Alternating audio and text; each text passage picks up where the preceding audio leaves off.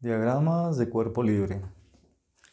Antes de hablar de los diagramas de cuerpo libre, es importante recordar que la dinámica de la rama de la física que se encarga del estudio del equilibrio o del movimiento de los cuerpos teniendo en cuenta sus causas. Entonces, debemos definir el concepto de fuerza. La fuerza la podemos definir como la interacción entre dos o más cuerpos, lo que conlleva que se puede modificar el estado del cuerpo, se puede cambiar la dirección, el sentido, se puede frenar el objeto, se le puede impulsar, y si la fuerza tiene una magnitud muy grande, el objeto se puede deformar e incluso se puede destruir. En la cotidianidad, simplemente la fuerza la podemos definir como un empujón o un tirón.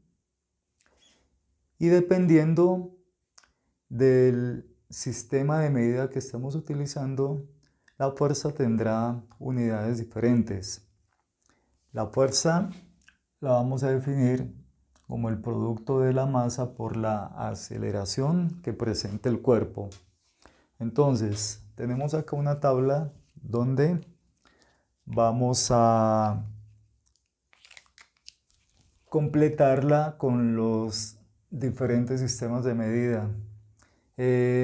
Los sistemas de medida generalmente son tres, los más destacados. Tenemos el sistema internacional o MKS, el sistema sexagesimal y el sistema inglés o británico.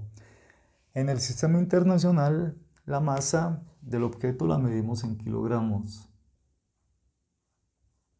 La aceleración en metros sobre segundos al cuadrado, y el producto de estas dos unidades con el propósito de determinar la fuerza la vamos a medir en una unidad que se denomina newtons y la vamos a denotar con la N mayúscula.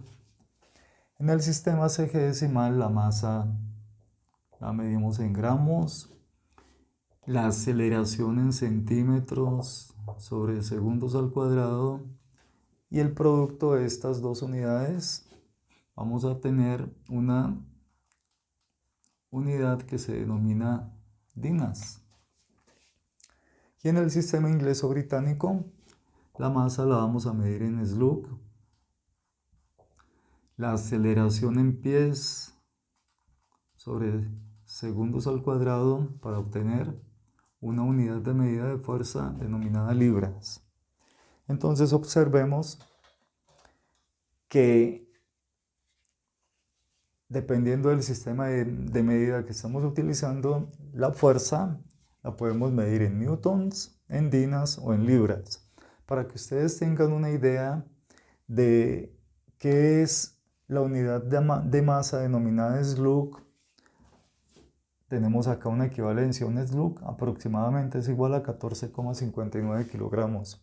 ¿Cómo podemos pasar de una unidad de medida a otra? Por ejemplo, de newtons a dinas o a libras. Tenemos otras equivalencias que son las siguientes. Un newton equivale a 10 a la 5 dinas y una libra a 4,45 newtons. También tenemos otras unidades de fuerza que tenemos 9,8 newtons es igual a 1 kilogramo fuerza y 980 dinas es igual a 1 gramo fuerza.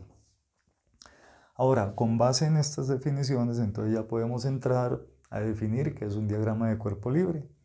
Es la representación vectorial de las fuerzas externas que actúan sobre los cuerpos.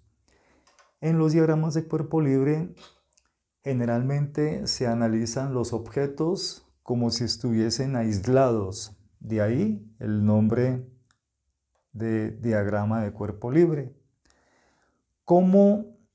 ¿Cuáles son las principales fuerzas que actúan sobre los cuerpos? Bueno, las principales fuerzas son cuatro. La normal, que vamos a representar con la letra N. El peso, con la letra del alfabeto griego denominada omega.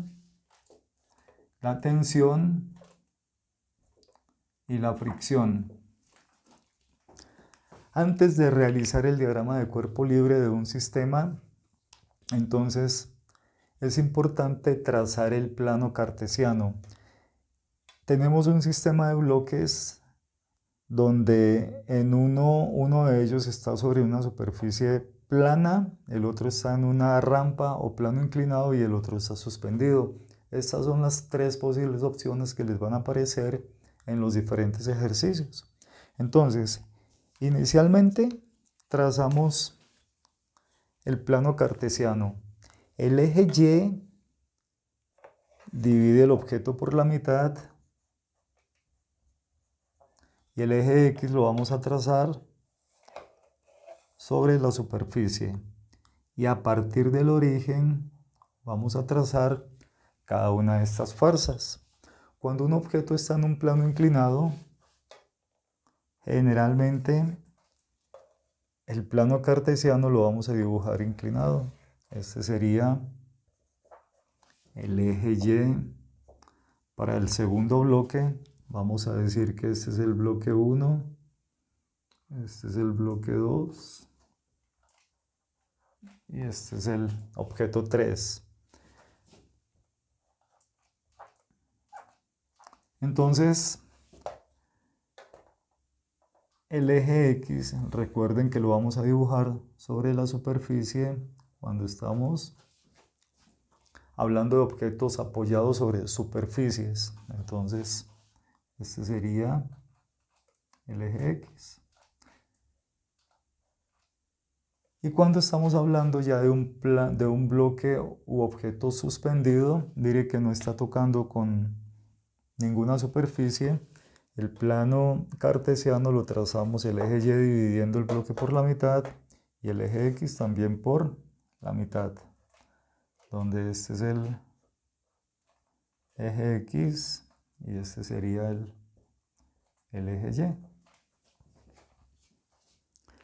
Vamos a definir cada una de las fuerzas. Entonces, les había comentado que N es la normal, la fuerza normal.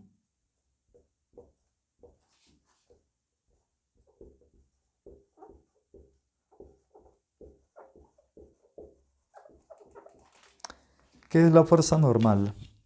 La fuerza normal es la fuerza que ejercen todas las superficies sobre los objetos que están apoyados sobre ellas.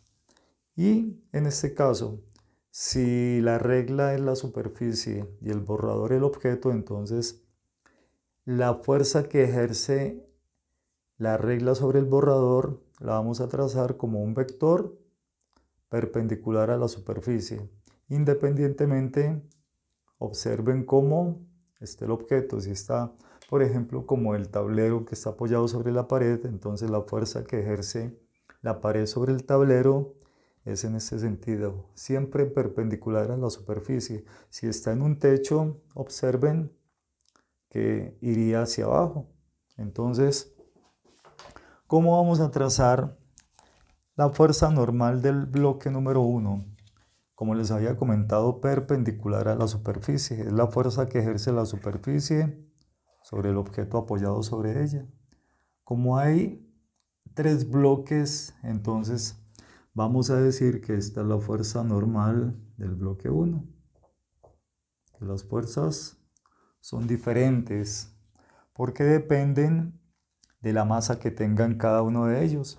También podemos representar la fuerza normal como la presión, ¿sí? La cantidad de presión que está ejerciendo el bloque, el objeto, sobre una superficie. Observen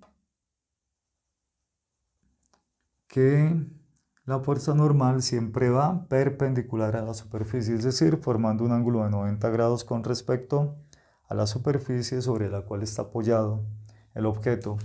El bloque 2, de igual forma, entonces vamos a trazar una fuerza normal que la vamos a llamar la normal del bloque 2 y está perpendicular a la superficie, es decir, formando un ángulo de 90 grados. Y en objetos suspendidos, como no están apoyados sobre ninguna superficie, entonces no tienen fuerza normal.